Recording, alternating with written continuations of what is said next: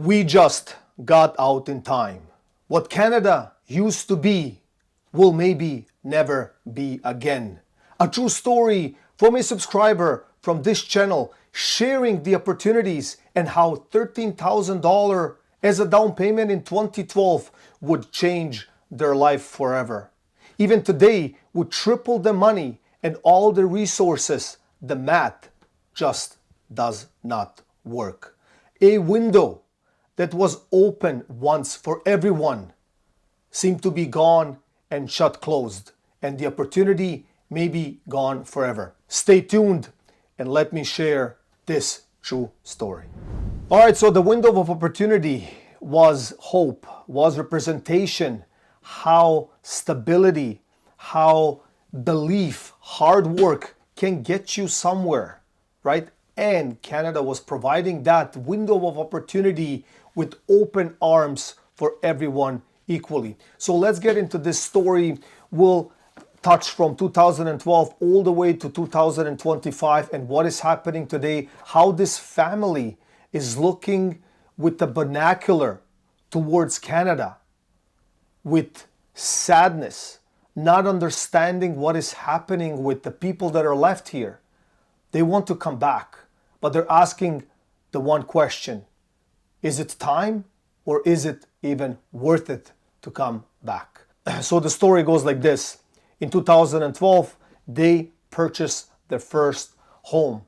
Upper Stony Creek townhouse, purchase price $260,000. At that time, the builder was Carriage Gate Homes. It was a 3-bedroom, 2.5 bath, first-time buyers with only $13,000 as a down payment. April 2013, they moved in, proud, secure, and hopeful. And many of us, we can relate to this. The smell of that wood, new drywall, walking into that home that you purchased, like that feeling of home, like you're gonna grow your roots here. You have an anchor. That's what everyone believed in. And it was possible with hard work. Sold in 2016 for $430,000. No bidding wars, no chaos. Hard work, savings, and progress. Now, the market still rewarded effort instead of leverage. Today, the same home, I would think it's estimated somewhere around $750,000, but it is still unattainable for most people looking at properties today. So the question to you, to your audience, and please comment below, do you remember when home ownership felt achievable and not impossible? And yes, I personally remember that. It was never easy, and it's not supposed to be easy. We have to build something to be proud of. And most of us maybe work 2 or 3 jobs, but we knew deep down within that it is achievable, that we felt secure, that we knew when we bought a house or an investment, it will be secure and almost guaranteed for many Canadians. In 2016, the upgrade, middle class dream. Sold their first home, bought a new home in St. Catharines for $450,000. 4-bedroom, 2.5 bath, double garage, and 2,200 square feet. Used equity and not debt. Mortgage stayed similar. The property cycle of growth, effort, equity, and stability. So the middle class was still alive. Families could build without gambling. Do you feel that? Right? They moved from Upper Stony Creek to St. Catharines. Yes, it felt like a sacrifice. Maybe distance. Maybe their employment allowed it. However, they could upgrade to a middle class dream home, detached home, right? But the trick here is that from that equity that they have built over the years, they could simply put it towards the new home and they could still enjoy what seems to be only a dream today. All right, so let's move forward. The middle class is still alive. Families could build without gambling. 2021, sold at home for $910,000. Still the highest on that particular street. But that's where the story takes a huge turn. So I have a question for you right now. At what point did home ownership stop being about living and started being about surviving? So I personally believe when people started viewing home ownership as a speculative aspect and not a rooted aspect or an anchor or the belief to build something that they can call a home, right? At that point, it started that casino. We can call it however you like, but it just felt that everyone was trying to get ahead of the curve and see those profits, cash out, and just invest more. Like it seemed like a vicious cycle because you buy, you sell high, then you double up, you sell high, then you triple up, you sell high. It's a never-ending cycle. And that's what brought us to the end. We literally hit a wall without any protection, without a helmet. And now it seemed like that the entire market is in coma. And everyone is asking why. Well, because we were careless. Most of people did not care. And I remember in that period of the pandemic, right? Nobody cared for their neighbor. Let's be honest with each other. Nobody did. I even asked questions directly. Okay, so why do you need to buy 4 or 6 or 3 condos, or why are you doing what you're doing? Do whatever you want. It's fine. Like I'm not saying, but I'm asking the question why, right? It's lack of inventory, prices are going up, and it's going to crash. At that time, and I remember this vividly, most of people said, look, it's never going to change. Now it's the right time. The prices will skyrocket, which they did for a short period of time, right? It was the short game without them even realizing it. However, they did not care about their neighbor. And I asked them the question, so what is your neighbor? How are they going to finance a condo for their kids? Or how are their kids are going to buy that particular unit or a condo? And 9 out of 10 times, people said, I don't care. As long as I have it, they can rent it from me.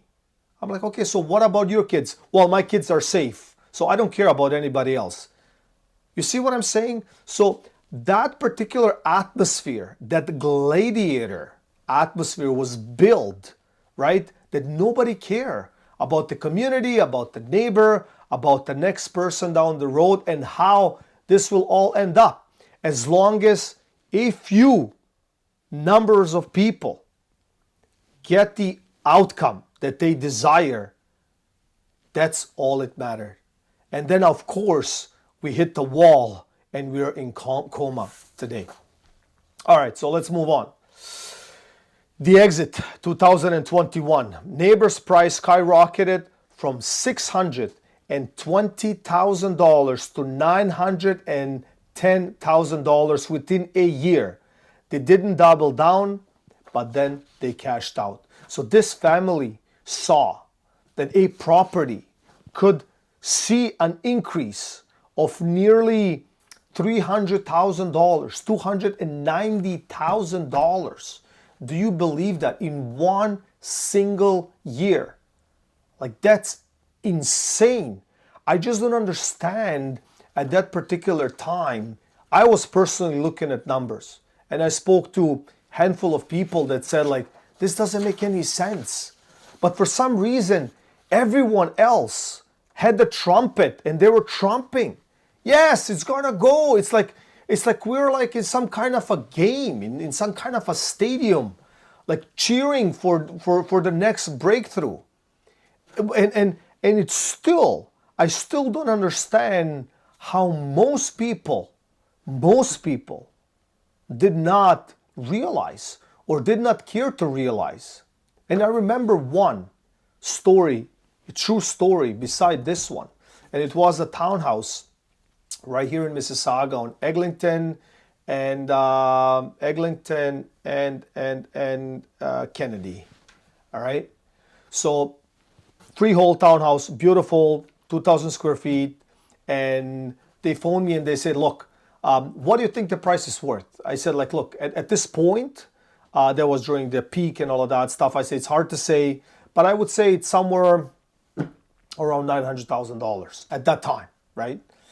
And the first thing they said, look, as soon as I reach that million, that's the cap, that's the price I want. As soon as I reach that, I'll give you a call and I want to dump it. I want to sell it. I don't care about it, right? So, okay, fine. So as time went on, only a few months went by. And I believe that one townhouse in that particular block, or his neighbor, sold for $1,020,000.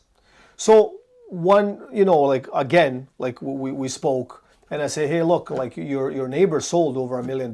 So what's going on? He's like, you know what? Let's go to 1-1. Like, you see what I'm saying? That logic, like, I just could not understand. It's for some reason, everybody believed that these pillars, they're holding the bottom line, that foundation would never crack, right? Even though most of us felt like sleepless nights I had, like thinking to myself, how is this going to end? There's only one way. It's too much weight on middle class, even like, okay, so the entry level, it's gone. Middle class, too much weight. And the upper class, I mean, even they're struggling. Like, don't kid yourself, right? Bigger money, bigger problems, bigger issues, and you needed more. You had more, you needed more, right? So you needed to take more risks. And only few short years after that, we saw that. The collapse of pre-construction units, even big builders. We're forgetting Van Dyke. We're forgetting, like even today, Ellis Don Developments stopped. Didn't go under, but they stopped their projects. Mattamy stopped their projects. Cloverdale Mall, Arcadia District, Ellis Don. Like, it's not covered as much, but these are huge projects. Thousands upon thousands of people are employed in these. Framers, foundation, drywallers, plumbers, electricians, realtors, bankers, marketing, you name it, YouTube people, everyone. It's a huge chain link reaction. And the big link has been broken. So again, I'm going back to the opening statement. Is the window of opportunity gone forever? Can it be even fixed? Can Canada once again open their arms and say, this is the country of ultimate opportunity? Yes, you will work hard, but yes, you will be guaranteed success. And yes, we can be safe. And yes, we can provide you with a life. And people were running away from all over the world. And the one thing, and I remember vividly, Canada and Canada's flag was a symbol of peace, stability, respect. Do you remember watching Olympic Games? It doesn't matter which ones. As soon as you see that red and white, that red leaf, it represented hope. Whether you liked it or not, but everyone seemed to be cheering for Canada, right? Whether we were good or not, it's besides the point. But I'm saying it created that warm feeling around our chest, just thinking about Canada. And the perception around the world was incredible. Wherever I went, Europe, I traveled the world. And I said, well, I'm Canadian passport, and like the entire world trusted us multiple times. I just had to show my passport. They wouldn't even open it. They would just go like this. Go. The most polite people that said thank you and please, right? That was Canada. Opportunity, hope, blessings, and so on and so on. So let's get back to the video. So the final message, what we lost. They lived through Canada's golden decade of balance, effort, and reward. Today's system punished caution and reward leverage. Think about that. Leverage is rewarded. The more depth you have, the better you're off. But it doesn't mean that you will be able to sustain yourself because you're not balanced. The earnings cannot sustain the weight and the weak foundation. What this family built was never guaranteed, but it was possible. And that's the tragedy of what we have lost. What used to take hard work now takes luck. What used to build wealth now builds death. And what used to be Canada's dream has quietly become its greatest illusion. I also have a quote from the email that I have received from this subscriber, and I will read it word for word. In the end, we just trusted our instincts and it worked out for us.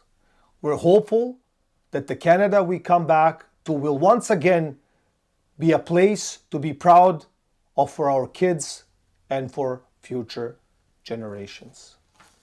Thank you all for watching. Please comment below. Please be inspired by this story. Please send me one of your stories if you like. The email is in the inbox.